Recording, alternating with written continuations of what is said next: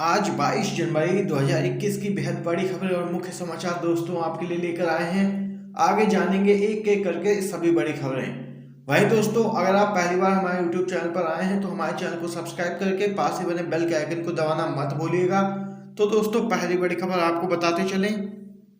Balakot strike, Arnab Goswami की मुश्किलें बढ़ी, ऑफिशियल सीक्रेट एक्ट के तहत भी हो सकती है कार्रवाई। जी हाँ दोस्तों, हाल ही में रिपब्लिक टीवी के editor in chief Arnab Goswami और बीएआरसी के पूर्व सीईओ पार्थो दासगुप्ता की व्हाट्सएप चैट लीक हुई थी। इस चैट में पुलवामा हमले, बालाकोट स्ट्राइक जैसे संवेदनशील मामलों का जिक्र था। पूरी चैट से ये निष्कर्ष निकला कि अर्नब को बालाकोट स्ट्राइक की जानकारी पहले से ही लग गई थी। ऐसे में वो और केंद्र सरकार लगातार विपक्षी दलों के निशाने पर हैं। इसी बीच अर्नब की मुश्किलें और भी ज़्यादा बढ़ती हुई नजर आ रही हैं, क्योंकि उसके ऊपर अब ऑफिशियल सीक्रेट एक्ट के तहत भी कार्रवाई हो सकती है। इस पूरे मामले में महाराष्ट्र के गृह मंत्री अनिल देशमुख ने कहा है कि सरकार ने वर्गीकृत सैन्य जानकारी पर अर्नब गोस्वामी के व्हाट्सएप चैट को गंभीरता से लिया है। इस संबंध में वरिष्ठ अधिकारी और कानूनी सलाहकारों से सलाह ली जा रही है कि उसके खिलाफ क्या ऑफिशियल सीक्रेट एक्ट के तहत मामला दर्ज करके उसकी गिरफ्तारी की जा सकती है। तो लगातार अर्नब गोस्वामी की मुश्किलें बढ़ती हुई नजर आ रही हैं। दोस्तों, अगली बिग ब्रेकिंग अपडेट भी जान लेते हैं। पुण्य प्रसून वाजपेयी बोले, राष्ट्रवाद से लेकर रोजगार तक सब सरकार का चुनावी स्टंट। जी हाँ दोस्तों, बेहद बड़ी खबर है। कृषि कानूनों पर सियासत का दौर जारी है। देश के अलग अलग हिस्सों के किसान अब दिल्ली की सीमा पर डटे हैं और कानून वापसी की मांग कर रहे हैं। इसी बीच वरिष्ठ पत्रकार पुण्य प्रसून वाजपेयी ने भी मोदी सरकार को घेरा है। एक पोस्ट के जरिए उन्होंने केंद्र सरकार पर निशाना साधा। पुण्य प्रसून वाजपेयी ने लिखा है कि सरकार जो कर रही है वह सब एक चुनावी स्टंट है। उन्होंने अपनी पोस्ट में लिखा कि राष्ट्रवाद एक चुनावी स्टंट है, काला धन चुनावी स्टंट है, भ्रष्टाचार खत्म करना भी एक चुनावी स्टंट है, रोजगार देना चुनावी स्टंट। कैसे भरोसा हो जब सत्ता ही लूट रही हो। तो देख सकते हैं, वरिष्ठ पत्रकार पुण्य प्रसून वाजपेयी ने भी मोदी सरकार को घेरा है। एक पोस्ट के जरिए केंद्र सरकार पर साधा है निशाना। दोस्तों, अगली बिग ब्रेकिंग अपडेट जो सामने निकल के आ रही है आपको बताते चलें। दिल्ली खबरदार, उसका इलाज कर देंगे जो ट्रैक्टरों को रोकेगा, राकेश टिकैत की चेतावनी। गणतंत्र दिवस किसी की जागीर नहीं। जी हाँ दोस्तों, केंद्र सरकार के कृषि कानूनों के खिलाफ दिल्ली से सटी सीमाओं पर किसानों का आंदोलन जारी है। सरकार और किसानों के बीच कई दौर की वार्ता के बाद भी अब तक कोई समाधान नहीं निकल पाया है। वहीं दोस्तों, आपको बताते चलें, किसान इस कानून के विरोध में 26 जनवरी को दिल्ली में ट्रैक्टर रैली निकालेंगे। और वहीं इसको लेकर भारतीय किसान यूनियन के राष्ट्रीय प्रवक्ता राकेश टिकैत ने दिल्ली को चेताया है। टिकैत ने कहा, दिल्ली खबरदार, उसका इलाज कर देंगे जो ट्रैक्टरों को रोकेगा। आपको दोस्तों बताते चलें, ट्रैक्टर रैली को लेकर मीडिया से बात करते हुए टिकैत ने कहा, किसान दिल्ली आएंगे, सड़कों पर ट्रैक्टर चलाएंगे। किसान इस कानून के विरोध में 26 जनवरी को दिल्ली में ट्रैक्टर रैली निकालेंगे और किसी की दम नहीं है कि वह इस ट्रैक्टर रैली को रोक सके। राकेश टिकैत ने आगे कहा है कि हमें पता है कि कमेटी क्या रिजल्ट देगी। कमेटी कानून को बढ़िया बताएगी, 10 लोगों के नाम लिखेगी और कानून को बढ़िया बताएगी। यहाँ पर यह बेहद बड़ी खबर सामने निकल के आई है राकेश टिकैत की तरफ से। दोस्तों, अगली बिग ब्रेकिंग अपडेट भी जान लेते हैं।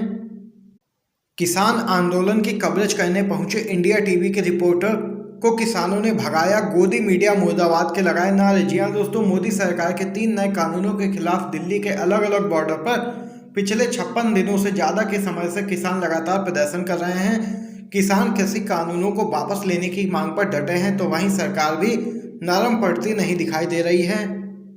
किसान आंदोलन को लेकर देश की सियासत भी लगातार गर्माती जा रही है। किसानों के विरोध प्रदर्शन को लेकर लगभग सभी समाचार चैनलों पर डिबेट शो का भी आयोजन किया जा रहा है। इन सबके बीच गोदी मीडिया की कथित भूमिका को लेकर अब कई तरह के सवाल उठ रहे हैं। अपनी मांगों को लेकर विरोध कर रहे हजारों लाखों किसानों का केंद्र सरकार के साथ साथ अब गोदी मीडिया पर भी गुस्सा फूटता जा रहा है। वहीं किसान आंदोलन की कवरेज करने पहुंचे इंडिया टीवी के रिपोर्टरों को किसानों ने वहां से भगा दिया। इस दौरान किसानों ने गोदी मीडिया और दलाल मीडिया मुर्दाबाद के नारे भी लगाए। पत्रकार को मिलिट्री ऑपरेशन की सीक्रेट जानकारी पहले से कैसे मिली, ये देशद्रोह का मामला है। जी हाँ दोस्तों, बेहद बड़ी खबर है। टीआरपी स्कैम में रिपब्लिक टीवी के editor in chief Arnab Goswami की मुश्किलें अभी थमी नहीं हैं। अब व्हाट्सएप चैट मामले में लगातार घिरता जा रहा है अर्नब गोस्वामी चैट लीक के मामले में कांग्रेस ने केंद्र सरकार पर सवाल उठाए हैं। कांग्रेस नेता और पूर्व रक्षा मंत्री AK एंटनी ने कहा कि किसी पत्रकार को 3 दिन पहले ही एयर स्ट्राइक की जानकारी कैसी थी, यह पूरे देश के लिए चिंता का विषय है। इससे नेशनल सिक्योरिटी खतरे में पड़ सकती है। AK एंटनी ने कानूनों का हवाला देते हुए कहा कि मिलिट्री ऑपरेशन के सीक्रेट प्लान को लीक करना देशद्रोह है। मामले में दोषियों को सजा मिलनी चाहिए। उन्होंने केंद्र सरकार से कहा है कि इस मामले में तत्काल जांच के आदेश दिए जाने चाहिए। तो देख सकते हैं लगातार बीजेपी के दलाल अर्नब गोस्वामी की मुश्किलें बढ़ती हुई नजर आ रही हैं। बंगाल में बटेगा मुस्लिम वोट, ममता को टक्कर देने के लिए मौलाना अब्बास ने बनाई है पार्टी। जी हाँ दोस्तों, पश्चिम बंगाल के हुगली जिले में फुरफुरा शरीफ दरगाह के एक प्रभावशाली मौलाना अब्बास सिद्दीकी ने आगामी विधानसभा चुनावों से पहले एक नया राजनीतिक संगठन इंडियन सेकुलर फ्रंट बनाया है, यानी कि ISF। सिद्दीकी ने कहा कि नवगठित संगठन राज्य में होने वाले विधानसभा चुनाव में सभी 294 सीटों पर चुनाव लड़ सकता है। गौरतलब है कि असदुद्दीन ओवैसी पहले ही ऐलान कर चुके हैं कि वह पश्चिम बंगाल में विधानसभा का चुनाव लड़ेंगे और वहीं एक और मौलाना अब्बास सिद्दीकी ने आगामी विधानसभा चुनाव के मद्देनजर नई पार्टी बना ली है, इंडियन सेकुलर फ्रंट। तो देख सकते हैं यहाँ पर मुस्लिम वोट बैंक का बंटवारा हो सकता है इन पार्टियों के बीच और इसका सीधा फायदा बीजेपी को पहुंच सकता है। तो दोस्तों, ये बेहद बड़ी खबर सामने निकल के आई है। वहीं अगली खबर जान लेते हैं। पश्चिम बंगाल से बेहद बड़ी खबर दोस्तों आ रही है। भाजपा युवा मोर्चा अध्यक्ष समेत 3 गिरफ्तार, नारेबाजी पर ममता सरकार हुई सख्त। पश्चिम बंगाल में विधानसभा चुनाव से पहले राजनीतिक घमासान लगातार मचा हुआ है। बीते दिन हुगली में हुई भाजपा नेता शुभेंदु अधिकारी की रैली में नारेबाजी की गई, जिस पर भारी बवाल हुआ। आरोप है कि बीजेपी समर्थकों ने यहां पर देश विरोधी नारे लगाए और वहीं अब पुलिस ने भाजपा युवा मोर्चा के अध्यक्ष समेत 3 बीजेपी कार्यकर्ताओं को गिरफ्तार किया है।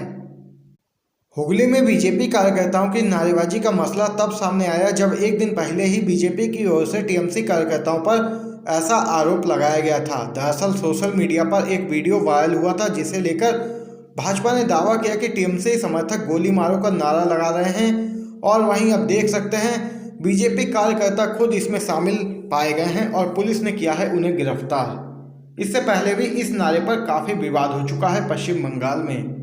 तो देख सकते हैं दोस्तों, लगातार भाजपा पश्चिम बंगाल में माहौल बिगाड़ना चाहती है और यहाँ पर यह बड़ी कार्रवाई की है ममता सरकार ने। वहीं दोस्तों, अगली बिग ब्रेकिंग आपको बताते चलें।